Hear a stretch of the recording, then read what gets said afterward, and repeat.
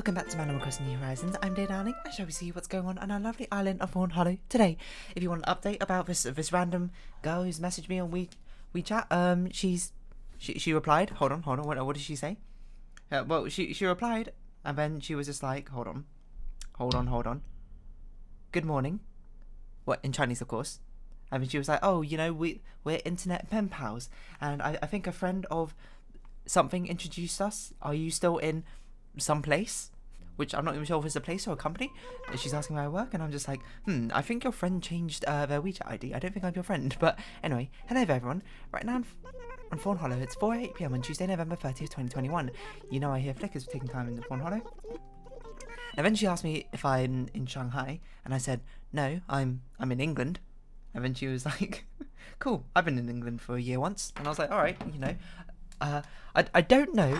Now, this is the hard part. The hard read is this a person who is a spam bot and is just trying to like talk to me to like eventually somehow steal like my social security number or something like that?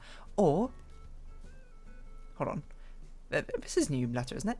My special fibby. I kept every note I've gotten from a friend. I totally have to rent an off-island storage unit to hold those notes, but they're from friends, so it's worth a cost. Note librarian, Audie. Aw, that's adorable.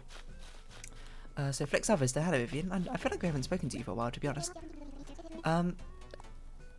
So I don't know if this random girl is like, well, for one, is she an actual person? Is she a spam bot? Okay, I don't think she's a spam bot because she's actually like straight up replying to my messages, like kind of like the specific things I'm saying.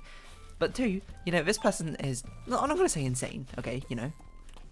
That's a little bit mean-spirited. But if I found like I was trying to message a friend and then I accidentally like added the wrong friend and then we ended up like chatting, okay, fair enough, but like maybe I'm not that socially outgoing enough that I would not just like carry on the conversation. I'd be like, oh, you know, sorry, you know, like clearly my friends like change my ID or something, and no, change their ID or something, and then their name tag is not what I thought it was. But you know, I got to give props to this girl. She's clearly had like pen pals or whatever before. Digital pen pals, I don't really know what the phrasing is. And then, you know, she accidentally messaged the wrong person, and she's just like, you know what, let's just have a conversation. And I'm just like, nah. Well, you know, I'll reply. We'll see if, you know, because obviously you're a little bit wary, because I'm like, I don't know who you are, and, you know, and I don't want you to like, I don't know, be weird or anything like that. Perfectly content with my life is, but you know, if it just turns out to be just some, you know, random girl living in China who just, you know, through pure chance messaged the wrong person and then ends up being a digital pen pal, then so be it. You know, it's a weird saga which could be unfolding. Most likely what's going to happen is I'm probably just going to forget to reply at one point and then just never reply and then we'll just never speak again. But for this moment, one moment in time, it's a very interesting story that could be unfolding, or not, I don't know. Craziness. So what nook missions do we have?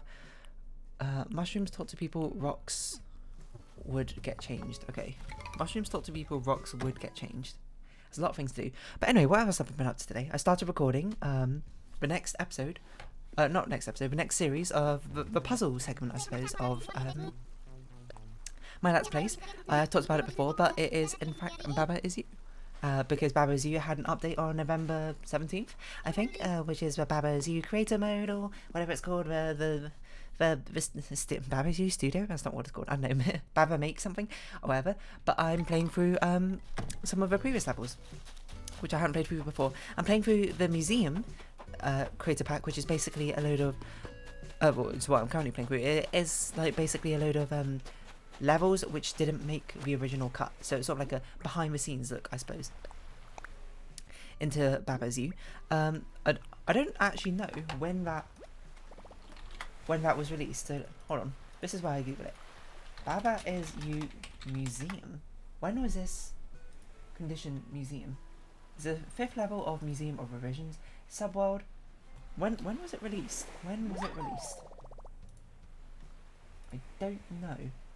Unused levels. Baba Is You Museum. I recently started working on a museum level pack to release alongside the editor. Oh, it came with the editor. Okay, nice. Oh wait, the editor came out a year ago. Okay, never mind. Not nice. It's just more like, oh, this is actually a year old. I just never knew. There you go. I'm playing through the museum pack right now. I'm not actually playing through the new level update, I suppose. Oh yeah, I forgot we had a shooting star thing yesterday. A shooting star island, that's what. And we'll be collecting up these things. I feel like my chair's so low down. But yeah, it's great fun. Babazu, my favourite puzzle game of all time. It's incredibly challenging. Already I got kind of stuck on, not like super stuck, but it did take me quite a while to execute some of the solutions to the levels, because they were in fact quite involved. Which, if anything, is probably how it should be. It just feels right that way, I suppose. It's always nice to sink your teeth into a good puzzle game, you know, and be like, ooh, you know, keep on chewing. I don't know what this analogy is. What am I even doing? I'm just running around, but I'm not even thinking about what I'm doing remotely. It's been totally thrown off other things. Oh yeah, how did my gacha games go? Pretty terrible. How did my gacha pulls go? Pretty terrible. Shiny colours was absolutely atrocious. I had to spark the card I wanted. Which by the way means 300 pulls, which is about 5 months of saving or something. And I proceeded in those 300 pulls to get none of our rate up cards, which is very, very sad indeed. Which probabilistically is about 5% chance of happening. So I guess it's not totally outrageous, but it happening is very tragic, to say the least. Because they were both cards I could use, but I got neither of them, so whatever. I had Spark in the end, I get the other one. Project Sakai, the new limited Nafu card, came out, alongside limited Ichika, but I don't care as much for Ichika. I only had 100 pulls because, you know, last month was 2 limiteds for my second and favourite characters in that game. And now my first favourite character in the game got a limited, and I was like, what? Why did she get one so quickly? There you go, I only had 100 pulls and did 100 pulls. I managed to get 2 on-banner pulls, 2 of a limited cards, but not of Matthew. I got one and a duplicate of the other banner card, which, you know, it's like lucky, but it's lucky in the wrong way. You know, it's like, this was not likely to happen. This is not the outcome I wanted. It's the sort of situation where we're like, I trade both of these just to get one of the other card. But alas, there's not really much I can do about it. I just had to wait for a rerun. Eventually, next year, I assume, to pick her up again. But, you know, it's just a sad situation. Because it just caught me off guard, you know. And it was only a sad situation because the reason I had no currency in that game was because I had to spark the previous banner before. Because, you know, I only got one of the cards, I suppose. Right, sorry, this is me ranting about gacha games. Yeah, gacha games. Terrible system, you know? When it doesn't work in your favour, you're like, this is terrible. And then when it works in your favour, you're like, this is the best system ever.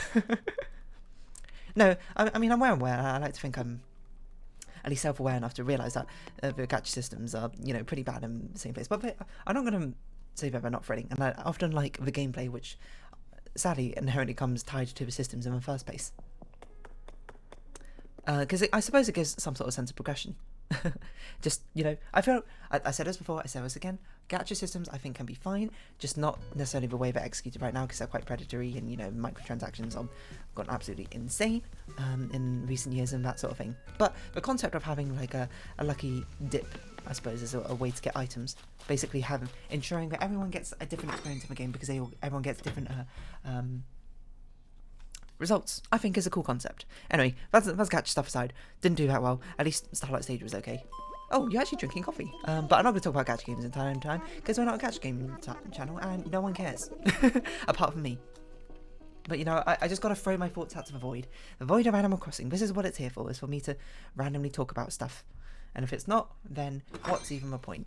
Okay, well, obviously not, but still. But yeah, no, what should I talk about? You know, I guess it's like, I know we're talking about this random girl who still messaged me. Like, I don't think she's a spam bot. Because unless spam bots are really, really, like, you know, to be fair, spam bots have been getting more and more intelligent in recent days. Not recent days, I haven't really, like, run into them, but I've seen, like, screenshots of people, like, who've used dating apps or whatever, and, like, the spam bots, and, like, the spam bots, like, kind of, like, predict, basically, kind of what a regular conversation would be like, you know? And I'm sure it tricks a lot of people, but you kind of had to be sort of aware about it in the first place. Now, this person could be a spam bot, which I've deemed as unlikely. I think it's more likely they're just a random person, or if perhaps they are all along the spam sort of varieties, they're a person who is not who they necessarily say they are, in which case makes me rather tenuous to even continue speaking to them. But honestly, it's just kind of amusing at this point, because spam bots, let's be honest, are kind of amusing.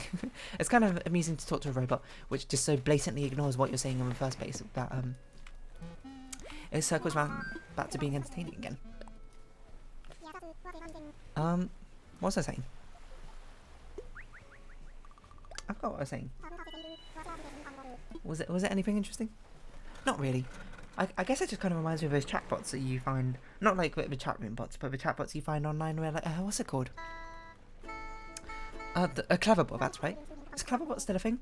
Where it tries to use like AI things to like sort of predict and actually hold a reasonable conversation with you. Of course, spam bots are kind of different because everything they have is pre-programmed, and it's just pre-programmed to, you know, and people have just like, I suppose, done research to guess what is the most likely thing that you would be saying in a conversation.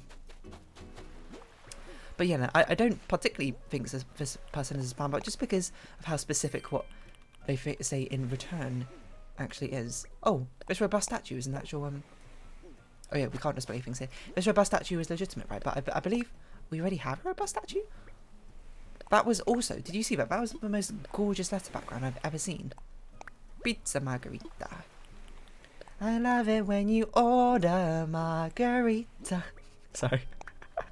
Also, that was also a really gorgeous letter background. When did all these gorgeous letter backgrounds get added into the game? Have they always been here? I don't know. I don't know why I said that so weirdly. Yeah, so that's sort of just been my life at the moment. Just woke up, you know, being like, oh, new event, pull some gacha things. It went pretty badly. I'll do my other one. Went even worse. And then, you know, I'm just like, all right, I guess that's just kind of indicative of how luck will go. You know, I am a person of logic, especially when it comes to probability and luck. Probably because I studied statistics, or a lot of statistics back in uni. And honestly back in school as well. Mainly because it was my favourite branch of mathematics. I understand how probability works. I don't, you know, even though my brain wants to like fall into the gambler's fallacy, being like, oh, you know, I'm due for good luck or I'm due for bad luck or something because of previous events, despite the fact of being mutually exclusive and have no impact on each other. Even though my brain wants to like swing in that way and be like, oh, this must be what's happening. You know, I can overrule it with my my strong sense of facts and logic. Okay, obviously not like that sort of weird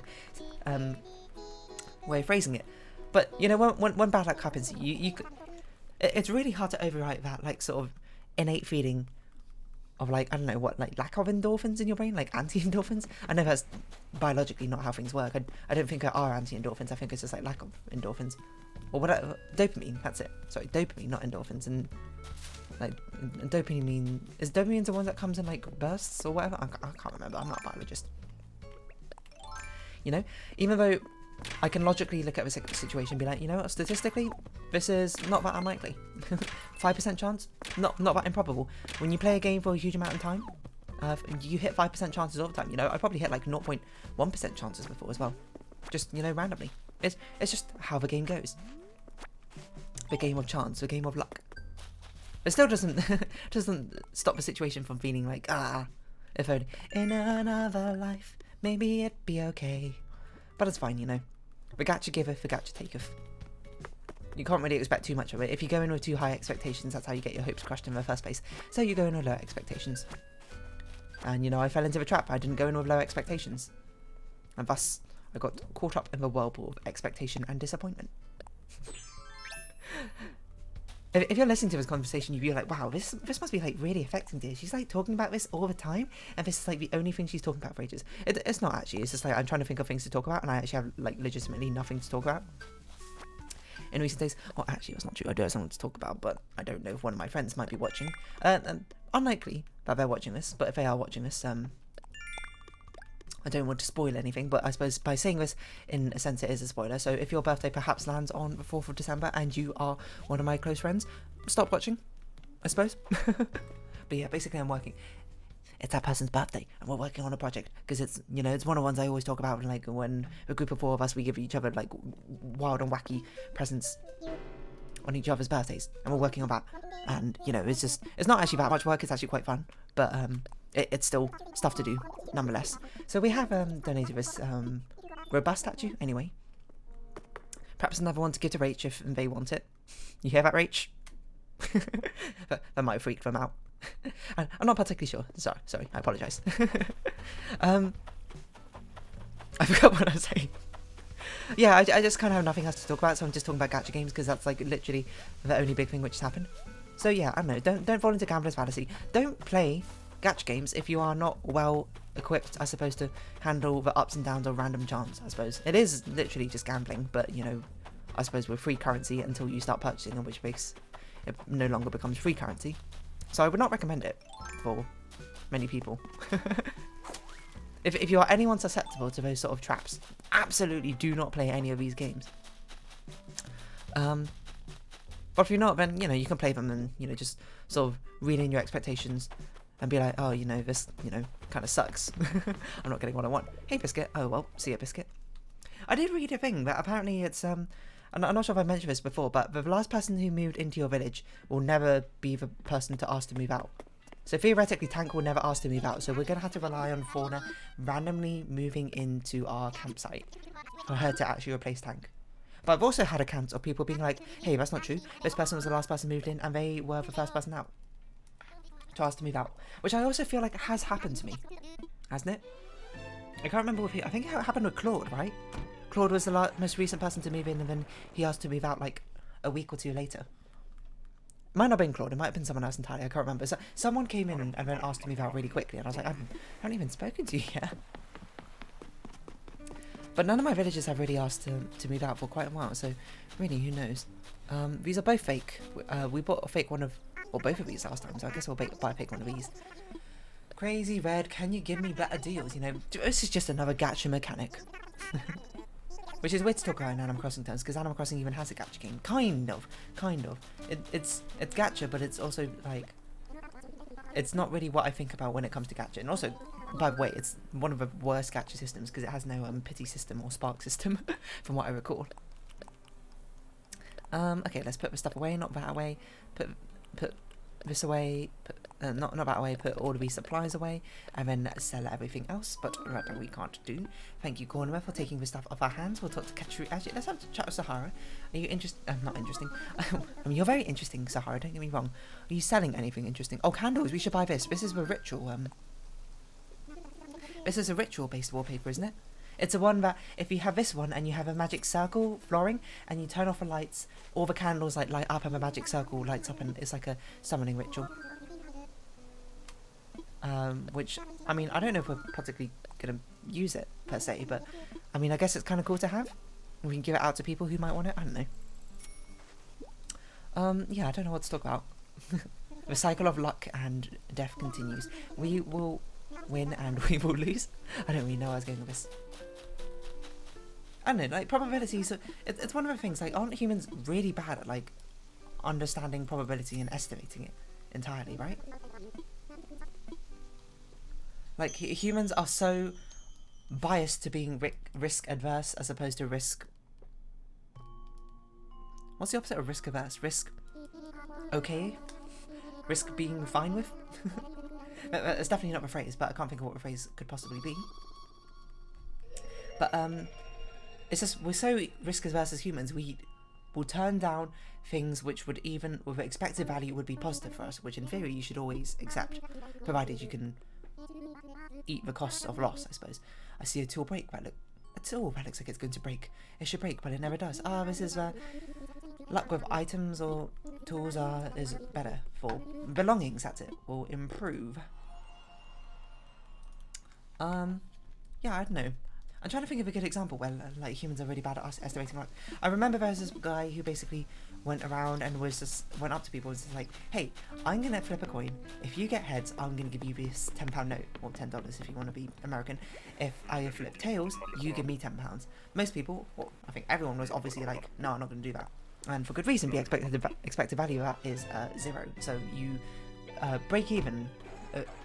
It's not you break even by doing it. It's just like, if you did this in the long run, your expected returns would break even, I suppose. Like if you did it many, many times. Or a better way to think about it is that if you weighed up how much you'll return and the probability of getting that return and how much you'll lose and the probability of losing that, you sort of equate out to getting about 0 value. So it's not worth your time. But the thing is, he was like, okay, what about this? What if I flip heads, if I flip a coin and it lands on heads, I'll give you £20. If it lands on tails, you give me £10. Now the expected value is like, ooh, the expected value is now plus 10, right? Wait, 5? No, plus 5. Is that right? Yeah, plus £5. So in theory, the math says if you can, you know, eat the... Why am I in it? Oh, I was getting bugs, that's why. If you can eat the cost of losing this game, you should do it. Actually, the math just says the expected value is positive. So if you were to do this multiple times, you would come out in the clear. But, you know, balancing the maths and the practicality should also put in that little addendum that if you're okay with potentially losing, then you should then go for it. Then your expected value is positive. But again, people were like, no. And then he kept like increasing the value just to see when would eventually be the point at which people would be like, okay, yeah, I'll do this with you. And it got up to like £50 or something, I think. Which is insane, because then the expected value from playing the game is now plus £20 compared to, you know, whatever it was before.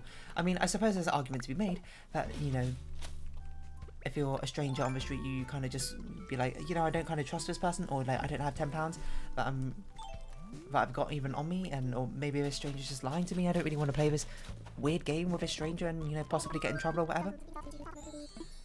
But even accounting for that, I'd imagine, now this is why I get into speculation, because I don't actually know for sure.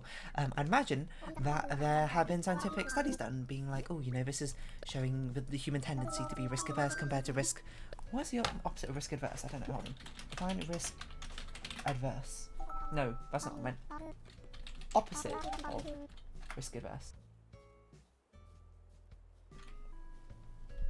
Risk audacious. That doesn't sound nice. Risk taker, risk lover. Okay.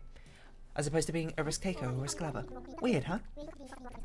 But to be fair, I kind of sympathise with that situation, because even in my mind, if someone came up to me in the street and did the same thing, was like, okay, for 10, if I flip a heads, I'll give you £20, and flip a tails, you give me £10, I don't think I'd take that either.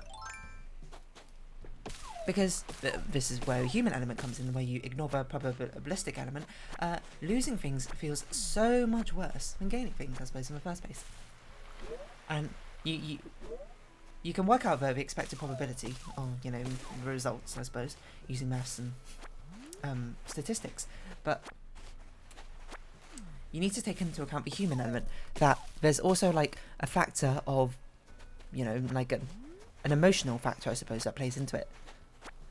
Which should also be taken into account in the calculations if you want to take the human aspect into account, you know. And for whatever reason, the multiplying factor for losing money is significantly greater, apparently about 5 times greater than the happiness factor you gain from winning it in the first place. Isn't that weird? Why is it so heavily risk averse? Why are we, sorry, as humans, so heavily risk averse? And I suppose this is where you get into the theoretical. It probably is just better, evolutionary speaking, to be more cautious than it is to be risk-taking and daring, right? You know, just through natural selection alone, people who are more risk-averse will take safer steps, will be less likely to, you know, be prone to accidents or injure themselves, or, you know, be hunted by predators, or take risks, or like get into scuffles and that sort of thing, and thus more likely to survive and carry on their genes to the next generation. So I suppose that, in theory, has quite a simple explanation. Now, the problematic follow-up to that, I suppose, is... well, it's not really problematic, but the questionable follow-up, I suppose, to that is risk adverseness and risk lovingness, I suppose. Is that something which is, like, genetically transferable? It's got a message. Whoa! I got a lot of WhatsApp messages. That's okay. Those are ones I can reply to later. Those are not quite as pressing right now. We can catch a wasp. Catch a wasp, customize, redeem Nook Miles. Okay, let's redeem Nook Miles, and we'll possibly go and customize and catch a wasp, or something along those lines. I don't know, but where would I put myself, I suppose, on risk aversion scale compared to the average person? Like, I often think of myself as a rather cautious person. I'm quite a safe person. I don't take many risks in the first place, so I think I'd probably put myself on the more risk adverse side. But then you take it from another perspective, is because, you know, when you study a lot of something, you, I suppose, become more desensitized to it in the first place.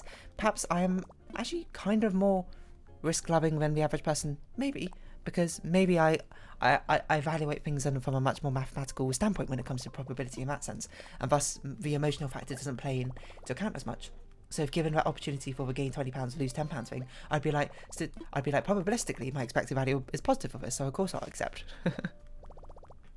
Maybe, maybe not. I don't know. It's a little bit difficult to say, mainly because I have no idea. And I suppose this is where you go, hey, shouldn't you know because you know yourself best? Well, you know, it's a little bit difficult to quantify these things, I suppose, in the first place. So that's why it's so confusing.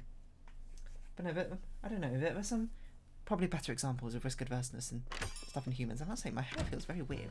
It feels very stuck together. This is where you bust out the hairbrush. The good old paddle hairbrush made by... Hold on. Denman, I believe, which I bought ages ago. Just a big old paddle hairbrush. A lot of WhatsApp messages. Do I need to read us? I didn't think I needed to reply immediately. No. I mean, I'll read it anyway. Dun is this very important? I mean, I ready. That's fine. Okay. Okay, that's fine. Put that phone away. Don't need to reply to that. What should we do? Let us go customize. No, let's go catch a wasp and then we'll go customize things, I think. Wasps tend to be rather easy to catch in the first place. Spawning right on top of me is a bit of a slap in the face, but there you go. A bit of a sting, you might say. But I think it's always... I think also another thing is humans tend to remember losses a lot more than gains, I suppose. So it's a lot easier for people to be scorned and feel like they have worse luck than the average person, which might be true statistically, I suppose. Out there, some people do have worse luck than the average person, but I'd also imagine a lot of people just, you know, have average luck. You know, if you could somehow quantify luck, most people sit in, you know, the interquartile range. But the 25 to 75% is probably quite narrow. So, you know, if you think you're more unlucky than the average person, then, you know, prove it. Obviously, I didn't actually mean that, but it's just like, I suppose people underestimate their luck a lot. Luck is something which gets averaged out over many things. It's just you tend to remember the worst things a lot more. So, of course, I'm going to be talking about this like luck, this gacha situation that happened for many years down the line when, you know, I forget about the other things, you know, like, you know, I don't know, like the last time I pulled on the Catcher in Shiny Colours, I got, like, I got some of my cards really, really quickly. Or the last time I pulled on, I don't know, Genshin Impact or something. I'd you know, done reasonably well in that sort of regard, you know? You forget about things which are lucky. Or things which are lucky in, like, real life, you know? You can't just look at things in, like, a microscope like that. Well, you can, but if your goal, I suppose, is to evaluate your luck as, you know, general person, you can't just look at under a few specific events. You gotta look at everything. This place getting real noisy, huh? We should really bring out like a radio here and just play some music. We're missing. What are we missing? 1, 2, 3, 4, 5. 1, 2, 3, 4. We're missing 2 more. One of them I know is going to be kind of difficult to get and we won't get for a while. Spoiler warning. We get it from Booster after visiting the roost 51 times. The other one I think is just luck based. So, you know, just get lucky. Forehead. I don't even know what forehead means, but it's a thing I hear all the time. So, you know, I parrot it despite the fact it's a Twitch emote and I don't understand Twitch emotes very well. Yeah, I'm going to guess we're just going to round off this episode here. I don't really know if I talked about anything of any sort of substantial merit today, but I filled out a conversation, so that's really all you can ask for. But we'll round off this episode here. So if you have been watching, thank you very much. So in Animal Crossing New Horizons, I've been Dear Darling. Likes, comments, subscription, shares are greatly appreciated. Join my Dear Darling Discord, follow me on Twitter down below. Hope we can see each other again, but for now, it's our farewell. So until next time, bye bye for now.